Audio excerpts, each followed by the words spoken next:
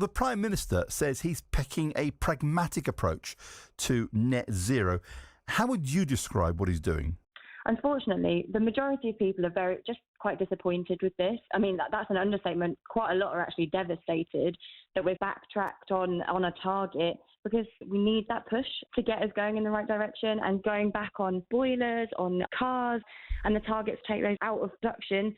That's just going to push it further down the line. I mean, the perspective that Rishi Sunak was trying to put over is that he's thinking about working class families, hardworking families who just can't afford it right now. He's just delaying it by 5 years. 5 years is a huge amount of time. I mean, we're on the brink of hitting some quite urgent climate change tipping points. They are literally around the corner. We are already seeing the impacts now of climate change. And ultimately, it's going to be costing people in terms of flooding. It's going to be costing in terms of with still having houses that are built that don't have the right insulation. And that's going to cost people, they approximate at least 20k that you're going to have to put back into your house. So it's costing people down the line. It's costing future generations by not putting in these policies.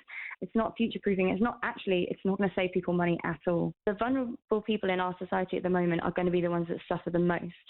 So by not dealing with this now and trying to plug the gap with, for instance, a 1% tax on the rich, some of the solutions that people are desperate to see, by not bridging that gap with some clever funding creations, we're now going to be pushing that down the line. And unfortunately, the people who are suffering the most at the moment are going to continue to be in that sort of demographic. I can understand why it's trying to be a vote winner, but it's actually very much not. People are really, really concerned about this. And the thing is, the solutions seem obvious to the majority of the public. The majority of people are just disappointed to see that.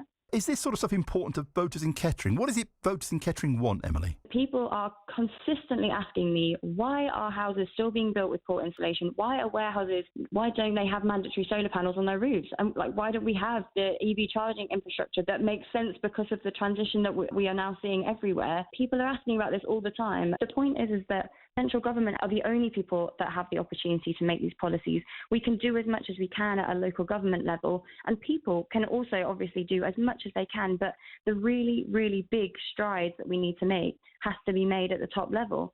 And it's not happening. We're going back on all the promises that were coming forward before. And unfortunately, this is really, really going to take Britain back. But ultimately, this is going to hurt the public. And that's why I feel quite strongly that what might appear as a vote winner is actually, it's at the detriment of the public. It's at the detriment of all of our communities. And that's a really sad thing.